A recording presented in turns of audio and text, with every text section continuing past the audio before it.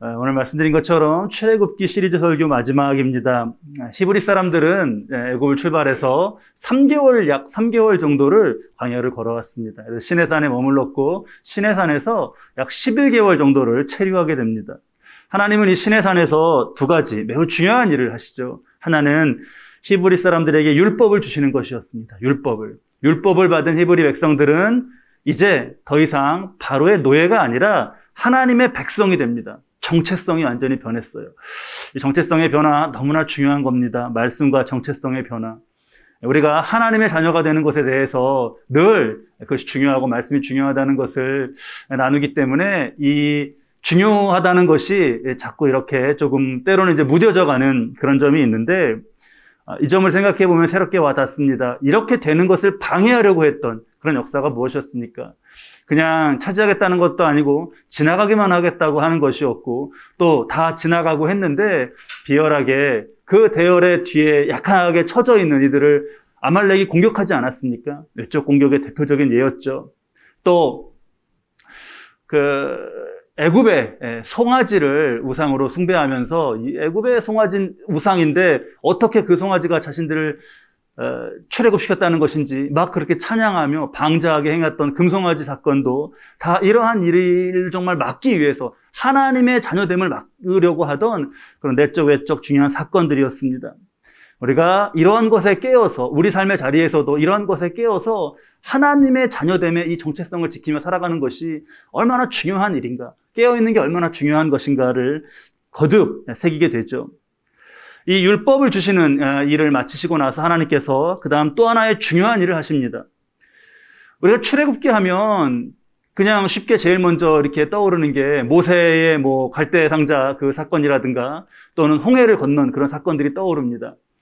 그런 것들은 중요한 사건들인데 그러한 일들은 각각 분량으로는 한 장 정도씩 해당합니다. 근데 지금 이 말씀드리고자 하는 것, 이것은요, 분량이 엄청나게 많아요. 말씀드리고자 하는 것은 성막입니다, 성막. 성막에 대해서는 그 건축 계획을 7장에 걸쳐서, 그리고 그 계획대로 건축하는 것에 대해서 6장에 걸쳐서, 그러니까 총 몇 장인가요? 13장이죠. 출애굽기가 전부 40장인데, 그 중에서 13장이에요. 한 3분의 1 분량 정도 되는 양의 그런 말씀으로 이 성막에 대해서 말씀하셨습니다. 성막을 하나님이 얼마나 중요하게 생각하시는지를 느낄 수 있습니다. 특히 성막은요, 하나님께서 직접 그 설계, 그 모습을 보여주시고 어떤 재료로 만들어라 하시는 것까지도 다 일일이 그렇게 말씀하셨다는 점에서 하나하나의 의미가 너무나 중요합니다. 우리 말씀 봉독하실 때 함께 말씀 보시면서 보셨지만 여호와께서 모세에게 명령하신 대로 되니라, 이게 계속 반복되지 않습니까? 수없이 그 13장의 말씀 가운데 여호와께서 모세에게 명령하신 대로 되니라가 수없이 반복됩니다. 오늘 우리가 40장 말씀의 뒷부분을 봤는데 40장 말씀 안에서도 7번 이게 반복이 돼요. 7번. 7번은 성경에서 완전한 수이죠. 정말 하나님이 말씀해 주시고 그대로 정말 이것을 따라서 했다는 것이 그렇게 강조가 됐습니다. 그래서 그렇기 때문에 하나님이 직접 그 구체적인 걸 말씀해 주셨기 때문에 한 가지 한 가지 의미가 너무나 심오하고 우리에게 중요한 것이죠. 이 성막의 전체에 대해서는 우리가 지난 성경 공부 때도 그렇고 또 새벽 예배 때도 나누고 했었습니다. 오늘은 이 성막과 관련된 특별한 주제를 3가지를 꼽아서 이 말씀을 나누겠습니다. 성막을 보면 조금 이렇게 약간 의아한 부분이 있습니다. 그게 뭐냐 하면 우리 오늘 본문 말씀에서는 33절인데요. 성막과 제단 주위에 뜰에 포장을 치고 했습니다. 그 밖에 이제 그 펜스를 친 거예요. 성막과 성막 안과 밖을 구별하는 펜스를 친 겁니다. 근데 이게요, 그 규모가 어떤 정도냐 하면 이 긴 쪽이 100규빗이에요. 그리고 짧은 쪽이 50규빗입니다. 규빗은 여기 팔꿈치에서부터 손가락 끝까지 사람의 여기를 말하는 거죠. 대략 45cm 정도 잡습니다. 100규빗이면 45m. 그리고 짧은 쪽으로는 얼마가 되나요? 22.5m 이렇게 되는 거예요. 그걸 우리가 지금 쉽게 이해할 수 있는 거를 한 300평 정도 이렇게 된다고 합니다. 평수로 300평. 어떠세요? 여러분 좀 크게 느껴지시나요? 우리 교회 건너편에 스타클래스가 있는데 그 건물 밑에 이렇게 바닥 그 자리 잡은 게 제가 대략 재보니까 감을 좀 잡기 위해서 어떤 게 좀 비슷할까 해서 잡아보니까 그 바닥이랑 비슷하더라고요. 스타클래스의 그 바닥 면이랑 300평 정도 되고. 자, 이게 보기에 따라서는 이제 좀 다르겠지만 그렇게 크다고 할 수 있는 크기가 아닙니다. 성막에서 늘 제사와 예배가 드려지죠. 이스라엘 백성이 240만이었습니다. 최소로 잡았을 때 240만이었습니다. 그러면요, 이게 어느 정도 감이냐 하면 지금 강남 3구, 서초, 강남, 송파구에 낮에 생활인구가 제일 많은 주중 낮에 생활인구가 220만, 230만 정도 된다 그래요. 막 사람들이 막 너무나 많지 않습니까? 낮에 나가면. 그게 서초, 강남, 송파가 그 220만, 30만 정도가 되는 거예요. 근데 최소로 잡았을 때 이스라엘 백성들이 240만인데 그들이 물론 동시에 모인 건 아니지만 모일 수가 없죠. 동시에는 그 작은 자리에 끊임없이 이어지는 제사와 예배를 거기서 드렸던 것을 생각할 때 그 규모가 별로 크지가 않아요. 300평 정도면. 또 펜스 안에 대부분의 공간을 이제 뜰이고 그 안으로 들어가면은 성소, 지성소라고 하는 본체가 있는데 거기도 긴 쪽이 30규빗, 짧은 쪽이 10규빗, 긴 쪽이 13.5m, 짧은 쪽이 4.5m. 별로 그렇게 크지가 않습니다. 자, 가장 의문이 드는 건 뭐냐 하면 이 본체를 덮고 있는 오늘 우리 본문에서는 19절 말씀에 나오는데요. 성막 위에 막을 펴고 그 위에 덮개를 덮으니 할 때 이 덮개입니다. 이 위에 덮개를 덮었는데 4겹을 덮었는데 그 중에 가장 겉에가 뭐죠? 해달 가죽으로 만든 덮개예요. 이거를 가만히 보면 실용적인 의미는 잘 알겠습니다. 뜨거운 광야의 햇빛도 견뎌야 되고 그 모래바람도 다 그것을 견뎌야 되고 낮과 밤의 일교차가 크기 때문에 아주 튼튼한 외관이 있어야 되는 거는 알겠어요. 그런데 미관상 이게 별로 좋지가 않습니다. 해달 가죽은요 거무튀튀한 그냥 얼룩처럼 이렇게 돼 있어서요 겉에서 보면 너무 그게 미관상 아름답지가 않아요. 그러면 하나님 그렇게 하시고 그 겉에다가 흰 세마포를 좀 덮어라 이렇게 하셨으면 좋겠는데 그러지 않으셨어요. 이 바깥을 둘러싼 펜스 그거는 흰 세마포거든요. 근데 본체는 그냥 해달 가죽으로 덮은 그 마지막 것으로 두게 하셨습니다. 여기가 하나님 일부러 그렇게 하신 건데 그렇기 때문에 이런 곳이 우리가 깊이 말씀을 새겨야 되는 곳이죠. 의미를 새겨야 하는 곳입니다. 이제 이 성막에 담긴 가장 심오한 의미는 잘 아시겠지만 여기서 예수 그리스도가 보인다는 거예요. 이 성막에서. 해달 가죽이 지금 대표적인 거고요. 예수님이 유대에서도 아는 사람이 드문 거기가 어디야 하는 베들레헴에서 나신 것이나 또 구유에서 나시지 않았습니까? 또 예루살렘 입성할 때 새끼 나귀를 타고 이렇게 들어가시는 모습. 조롱하고 때리는 로마 병정에게 아무런 저항 없이 죽임을 당하시는 모습, 그런 모습을 떠올리게 합니다. 이사야 선지자의 예언, 우리 보기에 흠모할 만한 아름다운 것이 없도다. 그 말씀 그대로예요. 해달 가죽이 바로 이 모습을 보여주는 겁니다. 해달 가죽. 저는 이 해달 가죽을 묵상할 때 특별히 감동되는 게 있어요. 지금 우리 교회의 외벽은 어떤 소재로 되어 있죠? 우리 교회 이 외벽. 샌드위치 판넬입니다. 샌드위치 판넬. 정식 건물을 지을 때 이 재료를 사용하지는 않습니다. 우리가 보통 가건물이라고 부르는 그런 건축물에 쓰이는 재료죠. 때로 이렇게 오가면서 볼 때 마음이 편치 않을 때가 있습니다. 그때 이 거무튀튀해서 참 볼품 없었던 이 해달 가죽을 묵상하게 돼요. 성막은 이보다 더 훨씬 크게, 이보다 더 화려하게 지을 수 있었습니다. 이 성막 건축 헌금이요, 이걸 작전 기간이 끝난 후에도 계속 이어졌어요. 그래서 하나님께서 더 이제는 갖고 오지 말아라라고 명하실 정도였습니다. 우리가 지금 이 모습을 일부러 유지하고자 하는 건 아니기 때문에 정황이 좀 다르긴 합니다. 어쨌든 해달 가죽, 또 샌드위치 판넬, 이런 것을 보면서 교회의 겉 모습과 신앙의 본질에 대한 그런 물음을 갖게 되는 것이죠.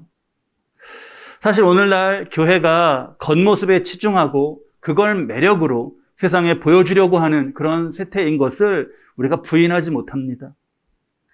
그런데요, 우리가 잘 새겨야겠어요. 예수님은 조금 더 나은 모습으로 분명히 오실 수 있었습니다. 적어도 동물 구유는 아니고 테이블 위에라도 좀 놓이고, 적어도 나귀 새끼는 아니고 말이라도 좀 이렇게 타시고 할 수 있었습니다. 그런데 스스로 낮추셨죠. 이 성막과 예수님의 모습에 우리 마음이 숙연해집니다. 왜 그렇게 낮추셨나? 예수님은 자신을 중요하게 생각하고 높이는데 관심을 두지 않으셨습니다. 바로 저와 여러분, 우리를 사랑하셔서 죄사함의 피를 흘리시고 우리가 하나님과의 관계를 회복하게 하시는 것, 오직 그것이 예수님께 중요했습니다. 흠모할 것이 아무것도 없다. 그래도 누가 뭐 알아주지 않아도 겸손히 모든 것을 희생하며 자신을 던지신 그 사랑 때문에, 바로 그 사랑 때문에 저와 여러분이 오늘 이렇게 하나님 자녀의 정체성을 가지고 있는 겁니다. 하나님 임재하시는 예배 가운데 하나님을 예배할 수 있는 거죠. 하나님을 아버지라고 이렇게 부르면서 말해요. 아버지, 아빠, 우리 아버지 찬양했는데요. 아빠라고 부르는 거예요, 하나님을. 그러면서 이걸 생각해 보면 좋겠습니다. 우리가 정말 나의 모습이 어떤가? 해달 가죽을 늘 묵상하면서 겉모습의 자랑으로 나를 나타내는가? 아니면 그 삶, 주님의 사랑이 드러나는 삶, 예수님을 닮은 그 삶으로 나를 말하고 있는가? 하나님께서 해달 가죽으로 하게 하시면서 성막에 두신 뜻 가운데 우리가 이 점 꼭 새기고, 하나님의 물음, 너가 무엇으로 나타나고 있느냐를 우리 안에 깊이 품고 그 답을, 온전한 답이 될 수 있도록 새겨야 하겠습니다. 두 번째로 생각해 볼 것은, 사실 이 성막이란 것은 이동하면서 지내는 이 광야 생활에서 조금 하나님께 외람되지만 아주 큰 짐입니다. 이동하려면 이 성막을 일단 다 철거해야 돼요. 다시 다 철거해야 됩니다. 그걸 짊어지고 또 가야 됩니다. 그리고 다음 정착지에 이르면요, 오늘 우리 18절 말씀부터 시작되지 않았습니까? 모세가 성막을 세우되 그 받침들을 놓고, 받침들을 놓는 것부터 다시 또 놓는 걸 다 시작해야 됩니다. 그렇게 한 후에야, 성막을 그렇게 한 후에야 동서남북에 정해진 지점에 각 지파에 천막을 칠 수가 있었습니다. 요즘 여러분 굉장히 덥지 않습니까? 너무 덥지 않나요? 물론 광야는 이렇게 지금 우리 기후처럼 습도가 이렇게 높지는 않다고 해요.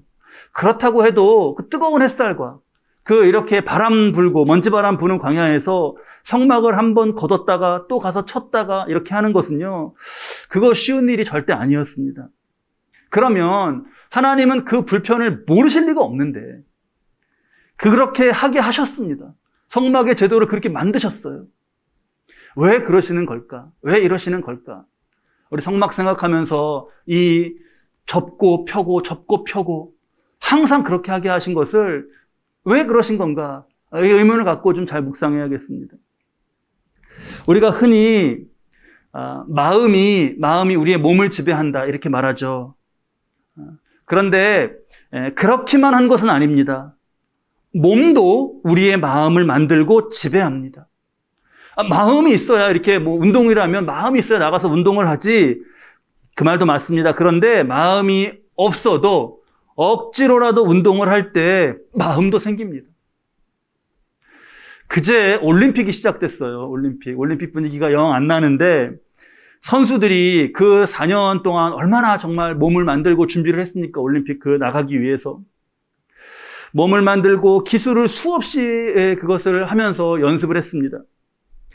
그런데요, 전문가들은 우리 눈에 보이는, 선수하면 딱 눈에 띄는 그러한 몸의 자세나 이런 것들, 그런 기술이나 힘뿐만 아니라 그 안에 심적인 그런 안정과 정신력이 굉장히 중요하다고 말합니다. 우리가 생각하는 것보다 훨씬 중요하다는 거예요. 사실상 결승전에 가서 마지막 금메달, 은메달, 동메달을 다룰 때는 신체적이거나 기술적인 차이는 그 안에서 그렇게 크게 나지 않는다는 겁니다. 그런데 무엇이 그것을 차이를 가르는가? 마음과 정신이 결과를 바꾼다는 거예요. 그러면 마음과 정신의 힘도 정말 최대한으로 길러서 그런 대회에 나가야 되는 것인데 이 정신의 힘, 마음의 힘을 어떻게 하면 기를 수 있나요? 앉아서 마음을 막 정말 내가 꼭 이겨야 돼, 해낼 거야, 막 이렇게 마음을 계속 그렇게 다짐하는 것으로 마음의 힘을 기르는 것인가? 물론 마인드 컨트롤이라고 하는 것도 중요합니다. 하지만요, 전문가들이 말하는 더 중요한 것은 육체적인 훈련을 하는 거라고 해요. 육체적인 훈련을. 더위와 싸우며 구슬땀을 흘리고 훈련할 때 그때 속에 마음과 정신의 힘도 길러진다고 합니다. 몸을 훈련하는데 마음, 정신, 심지어 그 투지라고 하는 의지의 영역까지도 길러진다는 거예요. 또 교육 전문가들이 이 얘기를 하더라고요. 아이가 짜증이 많다. 그래서 부모님들이 그 상담을 하는 거죠. 우리 애 너무 짜증을 많이 부리고 아주 그냥 성격이 왜 그런지 모르겠다고. 어른도 그런 사람이 있죠. 그 어떻게 바꿔야 됩니까? 바꿔야 되는데. 근데 그걸 상담해주는 교육 전문가가 이렇게 권하더라고요. 아이를 그 심보를 바꾸겠다고 아이 마음과 씨름하지 말고 아이를 운동을 시키는 걸 권하더라고요. 그거 좀 새롭게 저는 정말 와닿았어요. 그래서 애가 운동을 막 하고 몸이 건강해지고 활력이 있고 지구력이 생기니까요. 짜증을 잘 내던 아이, 그 사람이 마음이 그냥 쟤는 원래 저런 성격인가 보다 했던 것이요. 바뀌더라고요. 우리 믿음의 삶, 영적인 원리도 그렇습니다. 고린도전서 9장 27절 말씀을 보면요. 바울이 이러한 고백을 합니다. 우리 말씀 함께 볼까요? 함께 말씀을 읽으시죠. 내가 내 몸을 쳐 복종하게 함은 내가 남에게 전파한 후에 자신이 도리어 버림을 당할까 두려워함이로다. 내가 내 몸을 쳐 복종하게 함은, 이것이 굉장히 중요한 것이죠. 하나님의 말씀을 따르고 믿음의 길을 선택할 수 있는 그러한 마음의 힘, 이것은요 다른 어떤 마음 운동법 이런 걸로 기르는 것이 아닙니다. 정말 단순하게 하나님의 말씀에 따라서 순종해서 행하는 그 순간순간들, 말씀을 따라서 사는 그 순간순간들에 길러지는 거죠. 마음이 변화를 받아서 행동으로 이어지는 것 좋은 방향입니다. 그런데 때로 이 마음과 씨름하느라고 그냥 마음 붙잡고 시다리 하느라고 지치기도 합니다. 먼저 말씀을 따라서 내 몸을 쳐 복종하게 하는 그것 가운데 우리 마음의 변화가 더 강하게 이루어질 수 있습니다. 주님 마음이 되게 해주세요. 주님 마음이 되게 해주세요. 간절히 기도할 때 주님 우리의 마음을 만지시죠. 아울러서 내 육신을 쳐서 그냥 주님의 모습을 따르는 것, 그것 가운데 우리 마음이 정말 주의 사랑으로 변화되는 것을, 그런 은혜의 체험을 우리가 할 수 있습니다. 우리 예배 시작하면서 찬양했잖아요. 아바 아버지 부르면서 주는 내 마음을 고치시고, 그 가사가 나왔습니다. 주님께 고침받는 것 큰 은혜인데요. 이것을 성막을 풀었다가 또 조립했다가 풀었다 조립했다 단순하게 그 일을 반복하게 하심으로, 그렇게 하는 것 자체가 하나님 말씀에 순종하는 그 훈련을 시키심으로써 마음을 만지신 것, 성막에서 우리 이 교훈을 꼭 새겨야 하겠습니다. 세 번째는 이제 지성소를 우리가 좀 자세히 보겠습니다. 지성소. 성막에 들어가서 그 번제단과 물두멍 지나서 이렇게 들어가면 본체가 나오지 않습니까? 그거 해달가죽으로 덮었다는 거잖아요. 해달가죽 첫 번째 의미이고, 성막을 찢고 푸르게 하시는 가운데 우리의 믿음을 길러가신 것 두 번째인데, 그 본체는 성소, 먼저 이게 성소와 지성소로 나뉘어져 있는데, 성소는 약 16평 정도이고요.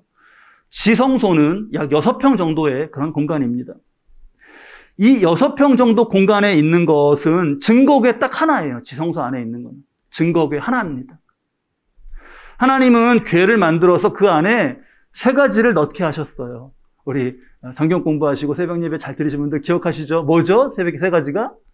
십계명 돌판, 아론의 쌍난 지팡이, 하나는 만나. 맞습니다. 이 세 가지를 넣게 하셨어요. 그리고는 그것을 언약계 증거계를 가지고 있는 그 공간을 성소 중에서도 거룩한 성소, the most holy place, 가장 더 이상 이것보다 거룩한 곳은 세상에 없는 거예요. 지성소라고 부르게 하셨습니다. 왜 그렇게 거기가 거룩할까? 왜 그렇게? 이 질문을 갖춰보는 겁니다. 왜 그렇게 거기가 거룩할까? 이 성물들이 하나하나 하나님의 역사가 나타나신 것이기 때문에 그렇죠. 어떻게 지팡이에서 싹이 납니까? 어떻게 이 강단에서 여기서 싹이 나서 나무가 이렇게 식물이 자랄 수 있겠어요? 기적 아닙니까? 그런 생명은. 만나도 그렇고요. 또 십계명의 중요성은 우리가 익히 나누어서 알고 있습니다. 그런데 여러분, 하나님은요, 이 성물을 보관하고 있는 거기가 굉장히 무슨 금고 같은 그렇게 중요한 곳이기 때문에 거기를 지성소라고 부르신 것은 아니에요. 우리 본문 20절 말씀인데요. 그는 또 증거판을, 이게 십계명 그 돌판입니다. 증거판을 궤 속에 넣고, 이게 증거궤 속에 넣는 거예요. 채를 궤에 꿰고, 이 궤를 옮길 수 있는 긴 채를 그렇게 깨는 겁니다. 자, 그렇게 한 후에 어떻게 돼 있죠? 속죄소를 궤 위에 두고, 이렇게 하셨어요. 속죄소를 궤 위에 두고. 이게 어떤 말씀인 건가요? 속죄소를 궤 위에 둔다? 우리 앞에 출애굽기 25장, 21절, 22절 말씀인데요. 그것에 거기 좀 더 자세히 나와 있습니다. 한번 천천히 우리 읽으면서 이게 어떤 모양과 어떤 지금 의미인지를 한번 잘 머릿속으로 그려보셔요. 함께 읽겠습니다. 속죄소를 궤 위에 얹고 내가 내게 줄 거판을 궤 속에 넣으라. 거기서 내가 너와 만나고 속죄소 위, 곧 증거궤 위에 있는 두 그룹 사이에서 내가 이스라엘 자손을 위하여 내게 명령할 모든 일을 내게 이르리라. 이게 여러분 그림이 잘 그려지신가요? 궤를 이렇게 만들어서 십계명, 만나, 아론의 쌍난 지팡이를 넣지 않았습니까? 그러면 그 궤의 위짝은 뭘까요? 그건 궤의 뚜껑이죠. 그러니까 관 뚜껑처럼 이렇게 덮는 뚜껑이에요. 그런데요, 말씀을 잘 보면 궤 위에 덮개를 덮는다, 뚜껑을 덮는다 이런 표현이 아닙니다. 하나님은 그걸 뚜껑이라고 부르지 않으셨어요. 증거궤 위에 올라가는 거, 그래서 뚜껑이라고 우리가 생각하게 되는 것이 사실은 그 이름이 뭐죠? 속죄소예요. 속죄소. 하나님이 거기서 머물면서 모세와 만나시고 모든 할 말을 하시고 이스라엘 백성을 인도하시겠다라고 하신 그 장소예요, 거기가. 이거 우리 성경의 각주에 보면은 속죄소가 이렇게 각주 달린 밑에 보면 시은좌 이렇게 적어놨습니다. 말씀하시고 인도하시는 은혜를 베푸시는 곳. 시은좌. 우리 개역 개정 성경을 보고 있는데 개역 개정 성경은 속죄소라고 했죠. 개정하기 전에 개역 성경은 시은좌라고 했습니다. 개역도 어떤 성경, 그 전 성경을 다시 개정한 것인데 그 전 성경은 구역이라고 불러요. 구역에서는 시은소 이렇게 불렀습니다. 저는 근데 나이는 젊은 목사인데 이 전전 버전의 시은소라는 말이 너무 좋아요. 그거 더 좋지 않습니까, 여러분? 시은소. 의미를 잘 새겨서 표현하면 바로 시은소예요. 은혜를 베푸시는 자리. 은혜를 베푸시는 자리. 자, 증거궤 안에 십계명 돌판, 아론의 쌍난 지팡이, 만나, 이것의 중요성은 우리가 거듭 말해도 더 중요성을 말해 뭐 하겠습니까? 그런데요, 여러분 잘 보세요. 그거를 궤 속에 넣었습니다. 그걸 궤 속에 넣었어요. 이 말은 무슨 말이죠? 이거를 지성소 안에 들어가서 그게 너무나 중요하면 그냥 지성소 안에다가 돌판, 지팡이, 만나 이렇게 두면 되잖아요. 그런데 하나님은 그렇게 아니고 그걸 궤 속에 넣으라고 하셨어요. 그리고 그 궤의 뚜껑이 되면서 동시에 하나님의 보좌가 되는 시은소로 덮게 하셨단 말이에요. 이게 굉장히 중요한 의미입니다. 여러분, 이 세 물건을 한번 자세히 떠올려 보셔요. 중요한 성물이죠. 그런데요, 이것들은 모두 인간의 죄와 연관이 되어 있어요. 십계명 돌판은 십계명 돌판은 어떤 것과 연결되어 있나요? 금송아지 숭배 사건 때 모세가 그 돌판을 가지고 내려오다가 이 정말 기절할 모습에 그것을 던져서 그 십계명 돌판 깨지지 않았습니까? 그래서 하나님께서 새로 주신 십계명 돌판을 넣어놓은 거예요. 금송아지 우상 숭배와 연결되어 있습니다. 또 만나는 어떻습니까? 만나는요, 기르지도 않고 심지도 않고 그랬는데 그냥 거두면 되는 양식이었어요. 그런데도 불구하고 히브리 사람들은 그걸 불평했습니다. 원망하고 불평했어요. 고기는 없잖아. 이렇게 불평도 했습니다. 히브리 사람들이 금송아지를 만들던 그날 아침에도요, 만나는 내렸고 그 만나 먹고 나와서 지금 이렇게 금송아지를 만든 것이었습니다. 아론의 쌍난 지팡이는 어떻습니까? 이 각 지파 사람들이요, 밖에 광야로 나오고 보니까 이제 살만해진 것 같아요. 모세와 아론을 보면서 왜 너희만 지도자냐? 우리도 우리 마음대로 할 수 있지 않냐? 라면서 이제 이것을 반역을 했습니다. 그 권위를 인정하지 않으려고 그랬어요. 그 권위를 인정하지 않음으로 인해서 하나님의 권위에 도전한 것이었습니다. 그래서 하나님은 지파별 지도자들에게 지팡이를 그럼 다 가지고 와봐라 한 다음에 아론이라고 쓴 그 아론의 지팡이에서 싹이 나게 하심으로 하나님 함께 하신 걸 보여주신 거죠. 십계명 돌판, 만나, 아론의 쌍난 지팡이 모두 하나님 기적의 증거물이면서 동시에 인간의 죄와 연관된 가슴이 아픈 그런 물건들입니다. 이걸 보면 동시에 죄를 떠올리게 돼요. 지성소가 왜 그렇게 지극히 거룩한 곳이냐? 하나님께서 이 죄를 다 넣게 하시고 그리고 덮으시고 용서하시고 그 위에서 다시 나아온 이들에게 말씀하시고 은혜를 베푸시는 곳이기 때문에 지극히 거룩한 거예요. 하나님의 사랑, 은혜, 그것이 거룩한 것입니다. 우리가 오늘 이 자리에 나왔잖아요. 말씀드린 것처럼 하나님을 아버지라고 부르면서 예배드리지 않습니까? 하나님 자녀니까 당당하게. 여러분 예배 드리시러 들어오시면서 뭐 주저함이 좀 있으셨나요? 나 정말 예배 하나님 앞에 서도 되는가? 저 문을 지나오시면서 어떠셨어요? 우리 교회는 해달 가죽을 닮은 샌드위치 판넬도 이 성막과 닮았지만 문이 하나인 것도 성막과 닮았습니다. 성막은 문이 하나예요. 300평 되는 곳 만들면 문 하나, 두 개, 세 개, 네 개, 사방으로 만들고 할 텐데 문이 하나였어요. 그거 하나님 왜 문이 하나게 되게 하시나 궁금했을 텐데 뜻이 있으셨습니다. 문은 하나다. 하나님께로 나오는 문은 하나다. 예수 그리스도. 우리 교회 그 문이 딱 그렇게 하나입니다. 자, 은혜, 시은소의 의미를 우리가 석재소 생각하면서 지성소 생각하면서 잘 새겨야겠어요. 그렇게 우리가 나와서 지금 하나님의 임재 가운데 예배드리고 있는 것, 하나님이 우리 예배를 받으시고 우리를 용납하시고 사랑과 은혜 가운데 돌보아 주시는 것, 여기가 지성소인 거죠. 그러니까 예수님이 십자가에서 죽으실 때 지성소와 성소를 맡고 있는 휘장이 찢어졌습니다.